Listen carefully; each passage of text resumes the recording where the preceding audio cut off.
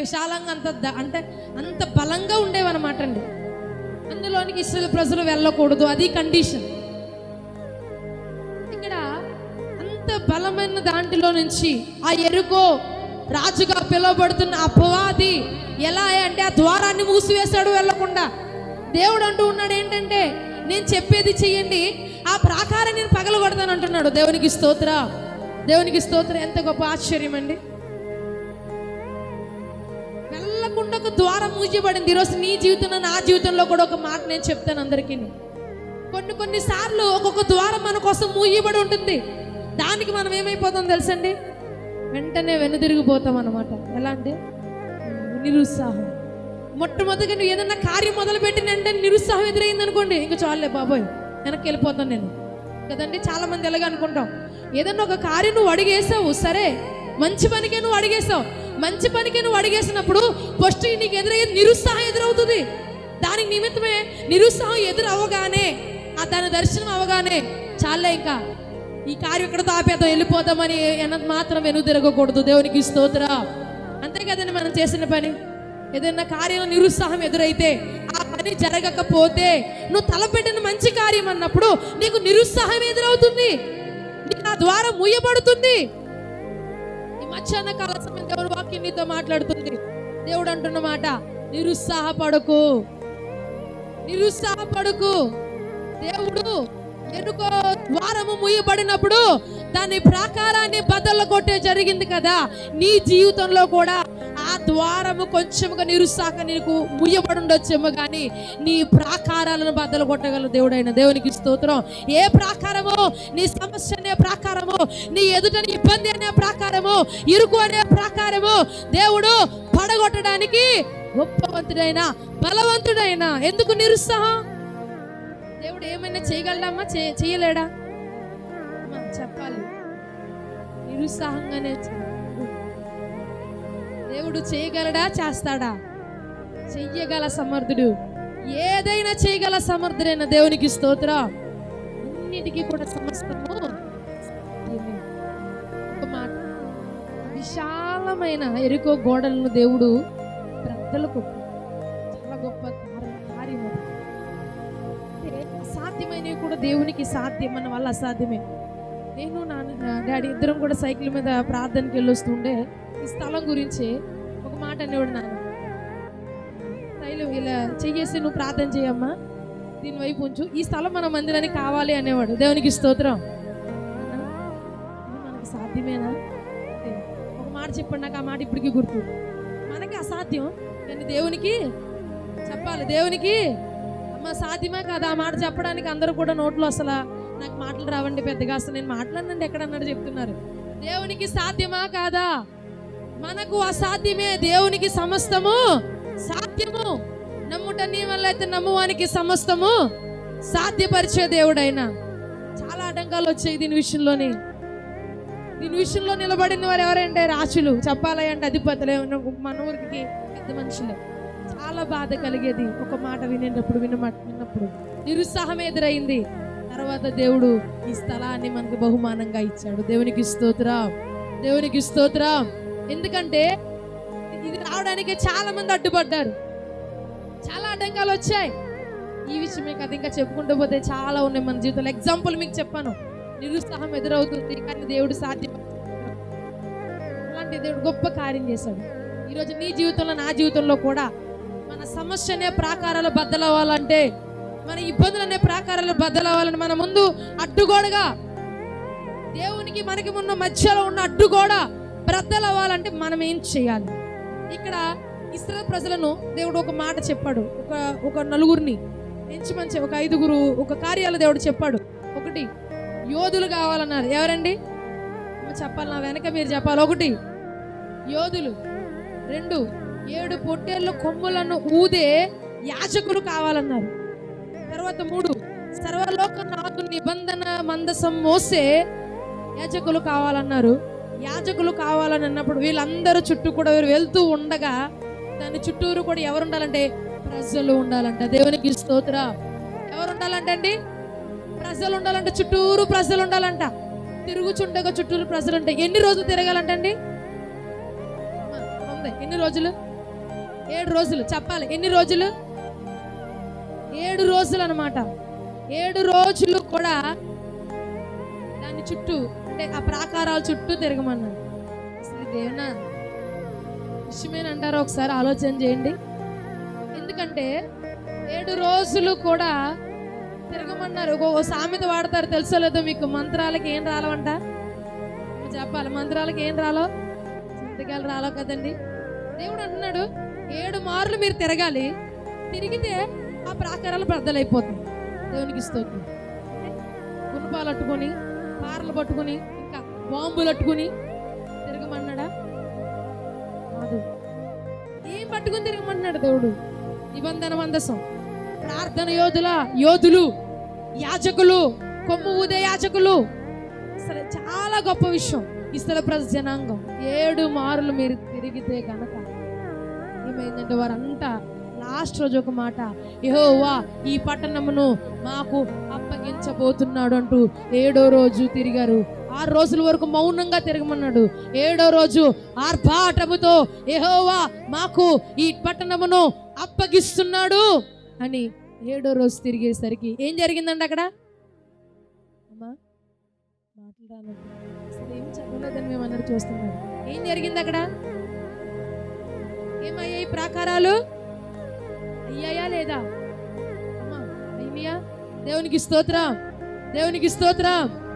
ఎందువలన జరిగింది అంటే వాళ్ళు ఏమన్నా తవ్వారా? మాటల్ని ప్రాకారాలను తవ్వారా? గుణపాలతో పొడిచారా? ఏం చేయలే. చేసే ఈ యొక్క పనులు ఒక్క 4 మాటల్లో నేను చెప్పేసి వాక్యాన్ని ముగిస్తాను, జాగ్రత్తగా వినండి. ఏం జరిగింది అక్కడ? ఎందుకు పగిలే? అసలు ఎరుకో ప్రాకారము అంత బలంగా, అంటే ప్రాకారాల మీద రథాలు వెళ్ళి వస్తూ ఉండే ప్రాకారాలు అంటే ఎంత లావుగా, ఎంత బలంగా ఉంటాయండి. అలాంటి ప్రాకారాలు పగిలాయి. అంటే ఇక్కడ ఏం జరిగింది అసలు అంటే, ఫస్ట్ ఆఫ్ ఆల్ ఏం జరిగిందండి? వాళ్ళు ఉన్న విశ్వాసంలో ఉన్న శక్తి వల్ల. ఏంటండి చెప్పాలమ్మా, అందరూ కూడా చెప్పాలి ఈ మాట నాతో. ఏం జరిగిందండి అందులో? ఎందుకు ఆ ఎరుకో ప్రాకారాలు కూలిపోయాలంటే విశ్వాసం వల్ల జరిగింది. ఎవరి విశ్వాసం? చెప్పాలి, ఎవరి విశ్వాసం? ఎంత గొప్పగా విశ్వసించి తిరిగారు. ఇప్పుడు మాట ఏదైనా పడిపోవాలనుకుంది, ఫర్ ఎగ్జాంపుల్ ఏదైనా గోడ పగలగొట్టాలనుకుంది, 7 సార్లు తిరిగింది అమ్మ పగిలిపోద్ది అంటే ఎవరైనా వింటామంటే మాట? ఊరుకోవమ్మా చెప్పొచ్చా. కానీ ఏం చేయాలి? ఎండపారుతోను పొడిస్తే పగులుతుంది, కానీ ఇరిగితే పగిలిపోతుందా? అలా ఎన్ని మాటలు మాట్లాడాలండి? అక్కడ ఇస్రాయేలు ప్రజలు మాట్లాడారా? చెప్పండి, మాట్లాడలేదు. 7 మార్లు మీరు తిరగండి అంటే తిరిగారు అక్కడ. దేవునికి స్తోత్రం. ఈరోజు మనోళ్ళు అమ్మా ఖచ్చితంగా కూడా మీరు చచ్చి మానకుండా రండి అంటే వస్తారమ్మా? రండి అంటే అబ్బా ఈ మాట మేమేనదేనన్నదిగా ఉంది. దేవునికి స్తోత్రం. ఇక్కడ దేవుడు చెప్పిన మాట అనగా యెహోషువ ఎంత విశ్వాసాలు ఏంటంటే విశ్వాసం ఆనాడు విశ్వాసాల ద్వారా రాజ్యాలు జయించారు. ఈరోజు మన విశ్వాసం ఏమవుతుంది?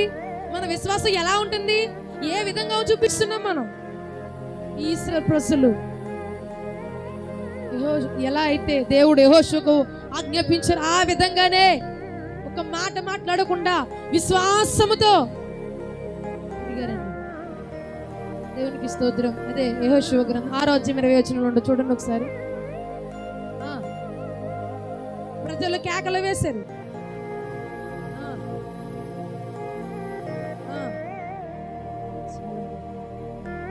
దేవునికి స్తోత్రం. ఎంత విశ్వాసం గొప్పది. ఈ రోజుల్లో నీ జీవితంలో ఒక కార్యం జరగలేక ఆగిపోతుందని దానికి గల కారణం నీ విశ్వాసం. ఎంత విశ్వసిస్తున్నావు నువ్వు? ఏదైనా చిన్న చూడగానే నువ్వు అవిశ్వాసం, అల్ప విశ్వాసంలోకి వెళ్ళిపోతుంది. ఈ కార్యం నా జీవితంలో జరుగుతుందా? అదండి క్వశ్చన్ మార్క్ వచ్చేస్తుందా? అమ్మా అవునా కదండి? దేవునికి స్తోత్ర. ఈ కార్యం నా జీవితంలో జరుగుతుందా? ఈ యొక్క పని నా జీవితంలో అవుతుందా? లేదు, జరగదేమో. నా భర్త మారతాడంటావా? అసలు నా పిల్లలు మారతారంటావా? అసలు ఈ ఎగ్జామ్లో నా పిల్లలు పాస్ అవుతారంటావా? అంటావా అనే క్వశ్చన్ మార్క్ నీలో రాకూడదు. దేవుడు నా దేవుడు జరిగిస్తాడు. దేవునికి స్తోత్రం. ఎంతమంది ఆ విశ్వాసం ఉందండి అందరికీ? దేవునికి స్తోత్రం. గట్టిగా చెప్తాను, దేవునికి స్తోత్రం. ఎంతమంది విశ్వసిస్తున్నారు? దేవునికి స్తోత్రం. అంటే అందరం విశ్వసిస్తున్నాం దేవుని పట్ల. ఏదైనా మన జీవితంలో కార్యం జరగకపోతే అవిశ్వాసం ఏమైపోతుంది? ఏదైనా నిరుత్సాహం నీలో కనబడుతుంటే అవిశ్వాసం ఏమైపోతుంది? దేవుడు అంటున్నాడు, నమ్మకం ఉండాలి దేవుని పట్ల, విశ్వాసం ఉండాలి దేవుని పట్ల. చాలా మందికి అది ఉండడం లేదు. నీ పరిస్థితిని బట్టో, నీ స్థితిని బట్టో, నీకున్న ఇబ్బందులను బట్టో నీలో విశ్వాసం కోల్పోతున్నావేమో. దేవుడు నీ వాక్యం ద్వారా నీతో మాట్లాడుతున్నాడు. ఈ నూతన సంవత్సరం నుంచి అయినా నీలో విశ్వాసం ఉండాలి. ఆ ఇశ్రాయేలు ప్రజలు విశ్వసించారు కాబట్టే 7 మారులు తన చుట్టూ తిరగగానే ఆ ప్రాకారం కూలిన దేవుడు ఈరోజు నీ జీవితంలో నీ సమస్య అనే ప్రాకారం ఎందుకు కూలబడడం లేదు? నీ ఇబ్బందులు అనే ప్రాకారం ఎందుకు కూలిపడడం లేదు? ఆలోచన చేయండి. ఎంతవరకు నువ్వు విశ్వాసంగా జీవిస్తూ ఉన్నావు? ఒక మాట నేను చెప్తాను, అందరూ జాగ్రత్తగా. ఒక ఫ్రెంచ్ దేశంలో నండి ఒక అతను ఉన్నాడంట, మధ్య తరగతి కుటుంబం అనమాట. అతనికి 13 మంది పిల్లలంట. ఎంతమంది అంటండి? వింటున్నారా? అందుకే అడుగుతున్నాను నేను. ఎంతమంది పిల్లలంట? 13 మంది పిల్లలంట. అతనికి ఒక చోట ఒక సైనికుడిగా పనిచేస్తాడంట. అతను యజమానుడు ఏం చేసాడు అంటే, ఒక పెద్ద ఫంక్షన్ పెట్టుకుంటే ఈ సైనికుడు ఇచ్చిన మధ్య తరగతి ఇతను ఫ్రెంచ్ దేశంలో ఉన్న అతను సైనికుడికి అతను వెళ్ళి ఆ ఫంక్షన్ అంతట్లో ఒక చిన్న పొరపాటు చేశాడంట. తన రాజు ఏం చేసాడు అంటే, ఇతన్ని లాగిపెట్టి అందరిలో కొట్టాడంట. దాంతోపాటు తన చిన్న కుమారుని తీసుకెళ్ళాడంట. చిన్న కుమారుడు పాపం వచ్చిందంట. నాన్న, అందరిలో నిన్ను ఇన్సల్ట్ చేశారు, నాకు అది నచ్చలేదు. ఏంటి నాన్న ఇలా జరిగింది? ఏం జరిగింది అసలు? ఇలా తప్పు కదా నాన్న అంటే, మరి ఏం చేస్తాం రా, ఒకరి కింద మనం పని చేస్తున్నాం కాబట్టి నష్టమైన భరించాలి. దేవునికి స్తోత్రం. అంతే కదండి, మనం అంటాం కదా, ఒకరి కింద మనం పని చేస్తే ఏం చేయాలి? మనం కష్టమైనా తప్పదు, చెయ్యన్నా తప్పదు. ఎందుకంటే అంటా ఉంటారు, రెక్కలు అమ్ముకున్నాం కదా ఒక చోట, మనం అక్కడ కష్టపడిపోవచ్చు. ఎన్నన్నా మాటలు పడాలి, ఏమన్నా మాటలు పడాలి. చెప్తూ ఉంటారు, మాటలు పడకుండా ఉండాలంటే ఏం చేయాలి? నువ్వు రాజు అవ్వాలిరా అని అంటారు. రాజు అయితే మాటలు పడక్కర్లేదంటే ఏ మాట పడక్కర్లేదు, ఒకలే అనొచ్చు. ఇప్పుడు నాకన్నా గొప్పవాడు కాబట్టి తను అన్నాడు కదమ్మా, అలాగే నువ్వు కూడా డబ్బు సంపాదించి రాజు అయ్యావంటే ఎవ్వరు కూడా ఏమనరు, నన్నైనా నిన్నే కానీ అనరు, మనమే ఇంకొకళ్ళు అనేవారుగా ఉంటాము అన్నాడు. అది మనసులో పెట్టుకున్నాడంట చిన్న కుమారుడు. మనసులో పెట్టుకున్నాడంట. తిరిగాడు స్కూల్కి వెళ్ళాడంట. టీచర్ రాజు అవ్వాలంటే ఏం చేయాలి అంటే, రాజు అవ్వాలంటే రాజరికం ఉన్న కుటుంబంలోనే పుట్టాలా అండి అని అడిగాను. అదేం కాదు, రాజు అవ్వాలంటే రాజరికంలో పుట్టిన వారి నుంచే రాజులు అవ్వకర్లేదు. అలాంటి వారు ఉండొచ్చు, ఉండకపోవచ్చు. లేని వారి దగ్గర నుంచి కూడా రాజు అవ్వచ్చు. ఎలా అయినా సరే ఎవరైనా అవుతారు, ఆ కుటుంబంలో పుడుతూనే రాజు అవుతారనే నిబంధన ఏమీ లేదు అని చెప్పారంట. అది మనసులో పెట్టుకున్నాడంట. మనసులో పెట్టుకున్నాడండి. కొన్ని సంవత్సరాలకి, కొన్ని రోజులకి, కొన్ని సంవత్సరాలు గడిచి ఏం చేశాడు అంటే, అతను రాజు అయ్యాడంట. దేవునికి స్తోత్రం. ఆ ఫ్రెంచ్ దేశానికే రాజయ్యాడంట. అతని పేరే నెపోలియన్. ఏం పేరండి? నెపోలియన్. ఆ ఫ్రెంచ్ దేశానికే రాజయ్యాడంట. అతను ఒక డైరీలు రాశాడంట. ఇందులో నాకు అసాధ్యమైందంటూ ఏది లేదు, నేను తలుచుకుంటే నేను చేయగలను అని రాశాడంట. ఒక మనుషులు రాసే డిక్షనరీలోనే అసాధ్యం లేదు, సాధ్యము అని చెప్పుకొని నెపోలియన్ ఈరోజు నీ జీవితంలో, నా జీవితంలో చెప్పిన ఒక సాక్ష్యం ఏంటంటే, ఒక మనుషుడే తను అనుకున్నది నెరవేర్చాడంటే సమస్తము కూడా చేసే దేవుడైనా ఆయన సాధ్యపరచలేదని నీ జీవితంలో. దేవునికి స్తోత్ర, దేవునికి స్తోత్ర. ఇంకొక మాట చెప్తాను. అబ్రాహాము గారి గురించి మీ అందరికీ తెలుసు కదండి. ఇస్సాకును బలి ఉన్నప్పుడు తన పనివారిని కూడా తీసుకెళ్ళి అబ్రాహాము ఏ మాట అన్నాడండి? వెళ్ళి వస్తాము అన్నాడా? వెళ్ళి వస్తాను అన్నాడా? వెళ్ళి కట్టెలకు పేర్చి దేవునికి బలి అర్పణిచ్చేసి వెళ్ళి వస్తాము అన్నాడా? వస్తాను అన్నాడా? చెప్పాలి అమ్మా, అందరూ మాట్లాడతారా? ఒకసారి గట్టిగా దేవునికి స్తోత్రం చెప్తాం. దేవునికి స్తోత్ర, దేవునికి స్తోత్ర. వెళ్ళి వస్తాము అన్నాడా? వస్తాను అన్నాడా? వస్తాము అన్నాడు. మరి ఇంతకు అక్కడ ఏం చేయాలి? ఇస్సాకును బలి ఇచ్చేసిన తర్వాత ఎవరు వస్తారు? ఒక్కడే కదా రావాలి, నేను వస్తానని చెప్పాలి కదా. ఏమన్నాడు? వస్తాము అంటే దాని ఉద్దేశం ఏంటి? ఇద్దరం తిరిగి మళ్ళీ వచ్చేస్తాం అంటే ఎవరి పట్ల విశ్వాసం? దేవుని పట్ల. ఏంటంటే బలి అర్పణ ఇచ్చేసిన తర్వాత కూడా ఏమవుతుంది అంటే, నా దేవుడు ఆ బూడిదలోంచి కూడా నా కుమారుణ్ణి కలుగ చేసే సమర్థుడు. దేవునికి స్తోత్ర. చేయగలడా? లేదండి దేవుడు చేయగలని విశ్వాసానాలు అబ్రాహాముకు ఉంది కాబట్టి దేవుడు అబ్రాహాము జీవితంలో గొప్ప అద్భుతం చేశాడు ఆయన. ఈరోజు నీ విశ్వాసం నా విశ్వాసం ఏ విధంగా మనం జీవిస్తూ ఉన్నాం ఆలోచన చేయాలి. ఇంకొక మాట, వారు ఎరుకో పట్టణాలను ఊళ్ళో పడిపోయినప్పుడు ఆ ప్రాకారాలు కోల్పోవడానికి గల కారణం మొదట విశ్వసించారు. తర్వాత ఇంకొకటి చేసిందంటే ఒక వ్యూహ ప్రకారంగా చేశారండి. అంటే ఒక ప్లాన్, ఒక ప్రణాళికబద్ధంగా వారు పాల్గొన్నారు. యెహోషువ కూడా ఏంటంటేనండి ఒక వ్యూహ ప్రకారం, ఒక ప్రణాళికబద్ధంగా తను చేసే ప్రతి యుద్ధములో కూడా ఒక వ్యూహాన్ని దేవుడు యెహోషువ ఏర్పరచుకున్నాడు. ఈరోజు మన జీవితంలో ఒక ముందుగానే మనకు ఒక ఆలోచన ఉండాలి. భవిష్యత్తును గురించి, నీ బిడ్డల భవిష్యత్తు గురించి ఏం చేయాలని ఒక ఆలోచన కలిగి నువ్వు జీవించాలి. ఏంటి దేవుడు రేపటిని గురించి ఏమన్నాడు? చెప్పాలి. రేపటిని గురించి ఏమన్నాడు దేవుడు? చింతించొద్దు అన్నాడు కానీ ఆలోచించొద్దు అన్నాడమ్మా. చెప్పండి. చింతించొద్దు కానీ ఆలోచించాలి. దేవునికి స్తోత్రం. ఏ ఆలోచించాలి? వారికంటూ ఒక గురి తెలపాలి, మనకంటూ ఒక గురి కావాలి. అలా ఒక వ్యూహ ప్రకారంగా మనం చేయాలి.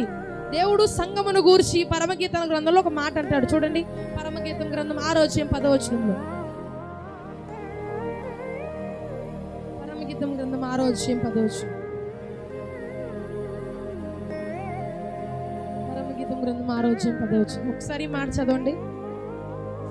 సంధ్యారాగము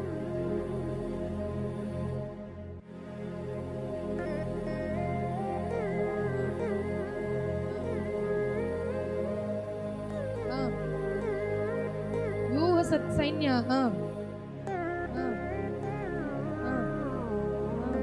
చాలండి. దేవునికి స్తోత్రం. ఈ సంఘం అంట ఎలా ఉండాలి అనండి? ఒక వ్యూహ ప్రకారంగా ఉండాలి. అంటే మనకంటూ ఒక ప్రణాళిక, అంటే ముందుగానే ఒక ప్లాన్ అనేది మనకు ఉండాలి. ముందుగానే ఒక ఆలోచన అంటూ ఉండాలి. దేని నిమిత్తం అయితే మనం సంఘంలో ఉండే నిమిత్తం ఏంటి, కుటుంబంలో ఉండే నిమిత్తం ఏంటి, నాకున్న గురి ఏది, నేను ఏం చేయాలి, దేనికైతే నేను ప్రిపేర్డ్గా ఉండాలి. ఇప్పుడు ఎగ్జాంపుల్ ఏంటంటేనండి, ఇప్పుడు మనం ఆదివారం మందిరానికి వస్తాం. శనివారం మనం ప్రిపేర్ అవుతామా? అవ్వండి. అవుతారా? ఆదివారం అప్పటికప్పుడు అనేసుకుని తొందరగా ఎందుకంటే రేపు పొద్దున్న మనకి ఏంటంటే ఆదివారం నేను ఏం చేయాలి, మందిరానికి వెళ్ళాలి. దేవునికి స్తోత్రం, దేవునికి స్తోత్రం. వెళ్ళాలని ఒక ఆలోచన ఉండాలి. ఎగ్జాంపుల్ మీకు చెప్తాను చూడండి. ఒక వ్యాపారవేత్త ఉన్నాడంటే, వ్యాపారవేత్త అంట చాలా నష్టపోయాడు వ్యాపారంలో. ఏడుస్తూ సేవకుడి దగ్గరకు వచ్చాడంటే, అయ్యా నేను వ్యాపారంలో నష్టపోయాను, ఏం చేయాలో నాకు అర్థం కావట్లేదు, నాకు ఒక దారి, ఒక ఏదైనా చెప్పవా అన్నాడు. సేవకుడు అంటండి ఒక పెట్టించాడండి. ఏంటంటే అది చిన్న పెట్టించాడంట.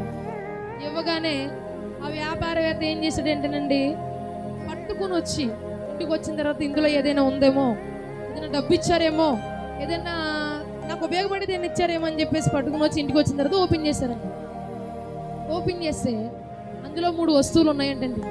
ఒకటి వాచి, 2 1 రూపాయి బిల్ల, 3వది చిన్న ముచ్చిపు చుక్క అనమాట, చిన్నగా ఉందంట. దేవునికి స్తోత్రం. అర్థమైందా ఏమున్నాయి ఆ పెట్టిలో?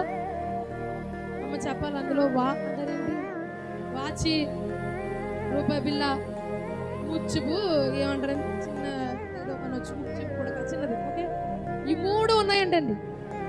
ఈ 3 చూసిన తర్వాత చిచ్చి ఆయన మతి ఉందా మతి లేదా, ఈ 3 నాకెందుకు ఇచ్చాడైనా, వ్యాపారంలో ఏదైనా లాభం రావడానికి ఏదైనా చెప్పవయ్యా అంటేనేమో ఇది ఇచ్చాడైనా, మళ్ళీ ఇందులో డబ్బే అన్న పెట్టాడని చూస్తేనేమో ఎందుకు ఇచ్చాడని చెప్పి గబా గబా గబా కోపంగా వచ్చంట. మాస్టర్ గారు మిమ్మల్ని అడిగాను అనుకోండి, బుద్ధి పొరపాటు అడిగాను, అడిగితే నాకు ఇస్తారా అని చెప్పండి. తకేలు మనకి కింద పెట్టాడండి. పెట్టిన తర్వాత అందులో ఏమున్నాయి అని అడిగాను. ఏ ఇచ్చినండి తెలీదా అన్నాడంట. అయ్యో నాకు తెలుసుకోవాలి, ఒకసారి చెప్పు నేను ఓడకంటానంట.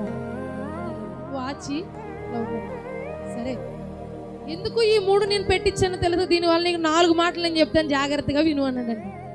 ఏంటి ఆ 4 మాటలు అంటే, వాచి దేనికంటారు? అమ్మ చెప్పాలి, మీరే చెప్పేస్తారు. ఏంటంటే సమయము చాలా విలువైనది. దేవునికి స్తోత్రం. ఏంటంటే సమయం చాలా విలువైనది.